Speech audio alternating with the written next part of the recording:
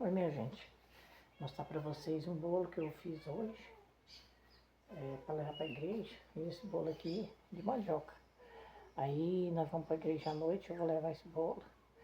Porque todo final de mês, aí nós aqui tem um culto no final do mês. Aí a gente faz um bolo e leva. Nós todos faz. Aí chega lá, junta nós, todos os bolos de todos. Um leva de um, outro leva de outro. Cada um leva de um.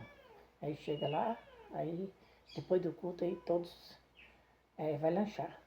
Eu não como, nem eu, nem meu esposo, porque nós não podemos comer de noite. Mas sempre que eu levo, eu gosto de levar esse bolo aqui de mandioca, ficou até bonito, ó. Aí vou levar. Mas é isso aí. A gente leva, chega lá, a gente não come, mas a gente leva. Vocês tenham uma boa tarde.